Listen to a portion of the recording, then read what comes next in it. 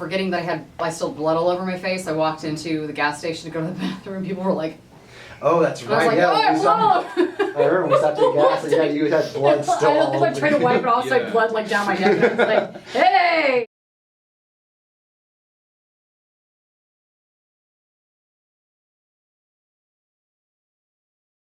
Hi, I'm Meredith, and I play Carrie in Things That Creep Around.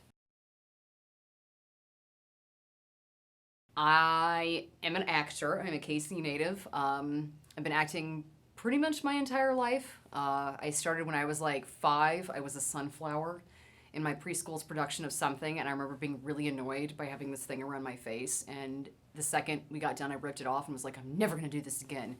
And lo and behold, 6 years old, and I'm still acting. So my heart and soul, my bread and butter for a long time were theater, and then I kind of was like, I think I'm going to do film, because that's really how great things start, is I'm going to just do this. So I just moved to Hollywood after I graduated from college and lived in Hollywood for about 6 years, did a bunch of stuff out there. I'm a librarian during the day, so I kind of like, everybody there is like super excited about me, like, oh my god, you act, you do stuff, I saw you in this thing, and I was like, yeah. And I push books on people during the day like a drug pusher, except with literature.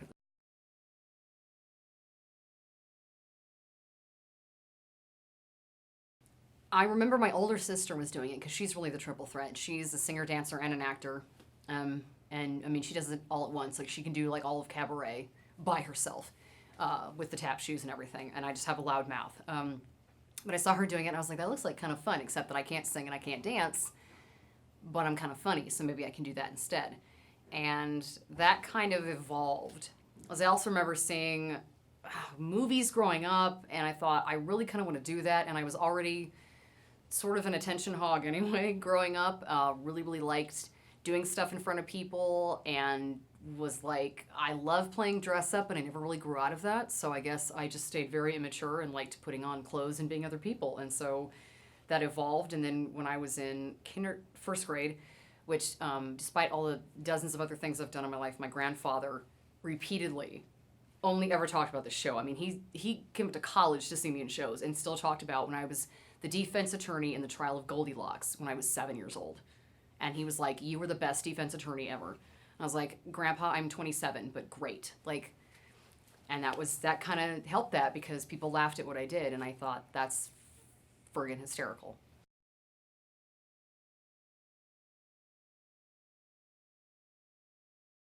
I really liked playing Carrie because she's lovely, but she's clueless. She's the kind of woman, that would much rather spend 2 or 3 hours getting her hair done and her nails done than be anywhere that is itchy and does not have a toilet, or she'd get hot and sweaty or uncomfortable at all. And that's why I think she and Adam work really well together, is because it really is opposites attract. And he's very much like an outdoorsy guy, and I think that he just fell hard for her. And she was like, oh God, I guess so, even though she like probably really liked him, even though he's very much not her normal type. But I think she just kind of like was like, oh my God, this guy is so funny and whatever else, but he really likes the outdoors, and I just can't even with that. And so I think it's been many years in the making, but Adam finally convinces Carrie that they should do this thing. I think Adam finally convinced Carrie to go hiking, and she's like, fine. So she goes out and buys this outfit, and this is also what I was told, but what I kind of garnered from it is that she probably was looking through an REI magazine and just assumed this is what people were wearing, and so she went out and just bought a bunch of stuff that she thought looked suitable, because, oh, well, they're just gonna like walk around somewhere. And no, like, Adam wants to trek. Adam wants to find like mountain lions and pee in the woods and stuff. And Carrie is like, I just want to walk around for like 45 minutes and then go back to the hotel and sit in the hot tub. So, but she's delightful and funny and really, really girly and really kind of like, I have to pee in the wood, like, oh my God. And I'm very much the opposite of that. So I liked it. It's a little high strung.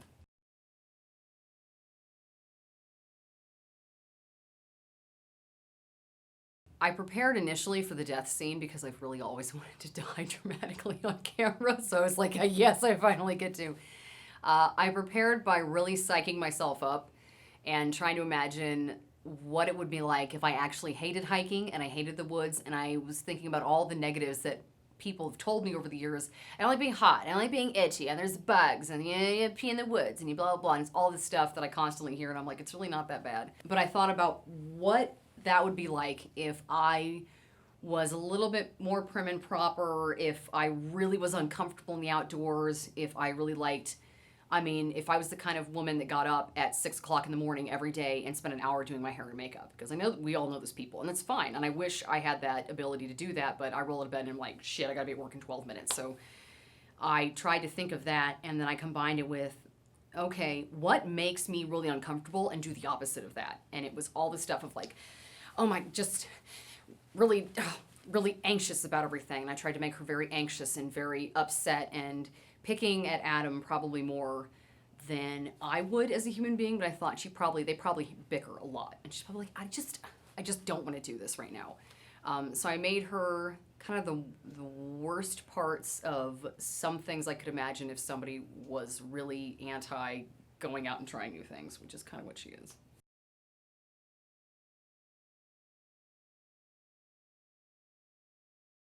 I fell and brought like 12 corn stalks down with me.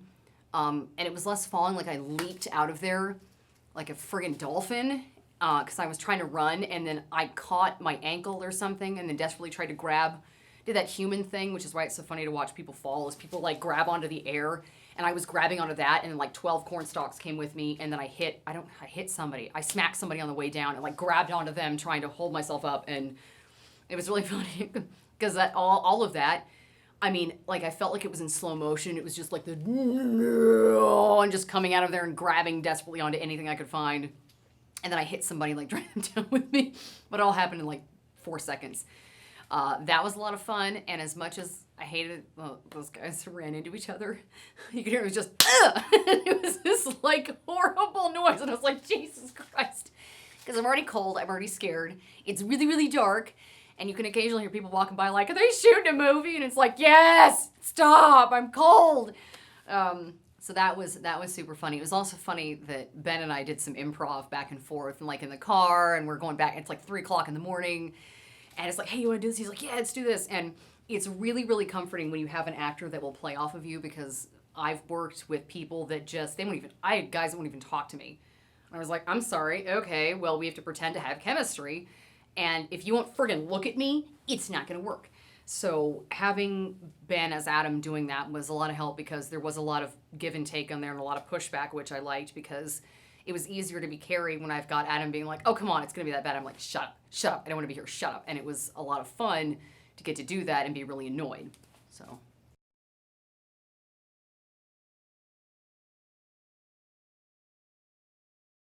This is a highlight, to be sure. Especially because I got to die in a cornfield, or adjacent to a cornfield and get dragged into it, same thing. Probably, oh my gosh. So I worked, when I was in LA, my big thing was I worked on Mad Men for 2 years.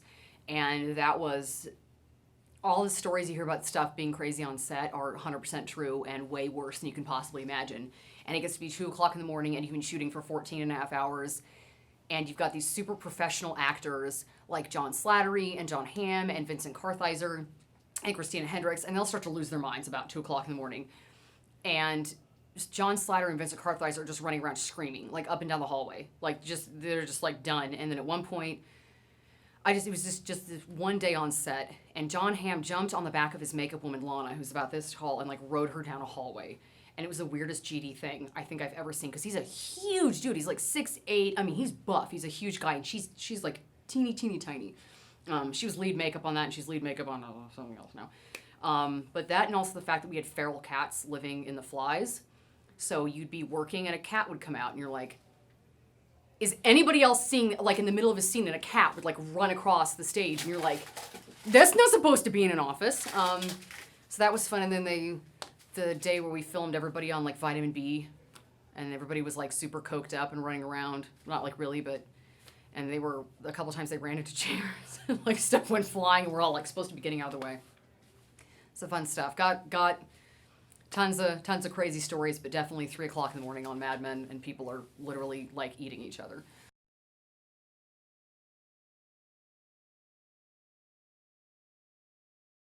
I debated about being a full-time librarian, but you have to get like a master's in library science, and Jesus Christ, that is like the amount of paperwork you have to do is insane.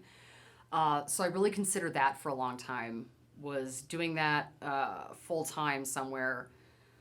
Or I've always liked to write, and I debated about being a writer, but unfortunately that does kind of translate into the film industry because everything I was like, Stephen King should just write scripts because for the love of God, they're like, we'll turn it into a movie. But yeah, probably that. But when I was 5 years old, not 5, 7, something, even though I was probably too young to see it, my mom got me a copy of Jurassic Park, and I wanted to be Dr. Alan Grant for a long time. I wanted to be an archaeologist. I wanted to be, until I realized, no, it'd be a paleontologist because an archaeologist studies dead people, a paleontologist studies dead dinosaurs. But whatever Dr. Alan Grant did, that's what I wanted to do. I wanted to study dinosaurs. And then when I saw Aliens for the first time, I wanted to be Lieutenant Ellen Ripley, which I still want to be when I grow up, that or Charlize Theron or Dana Scully. So totally legitimate goals.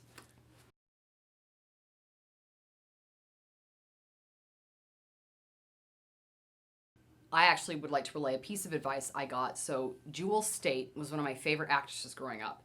And she was in Firefly is one of her biggest things. She was Kaylee? Need to rewatch that.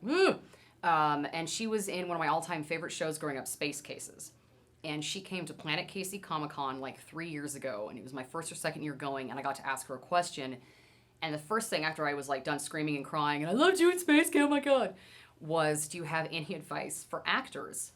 And I said, I've been out in LA, I've been struggling like everybody else does. Even my successful friends struggle. They go 6 months without a job, like we all do.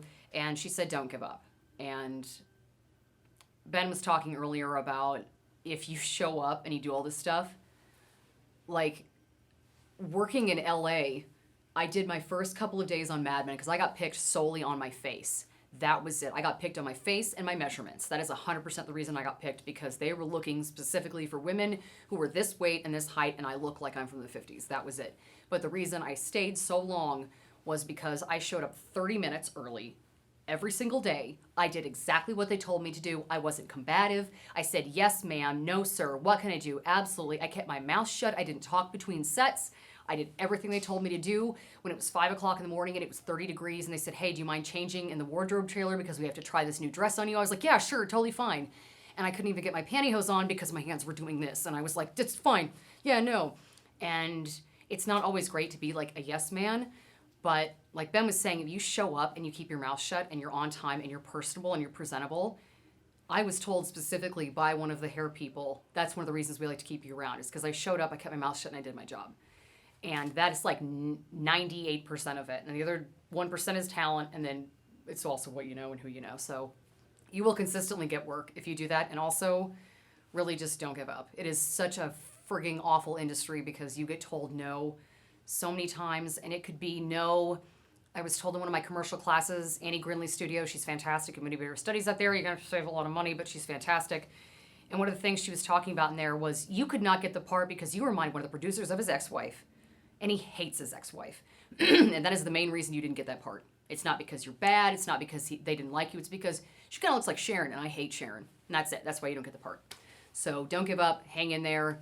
It's super rough, but when it's good, it's good. Hey everybody, thanks for watching. Please follow us on social media for great updates, and check us out on thingsthatcreepmovie.com.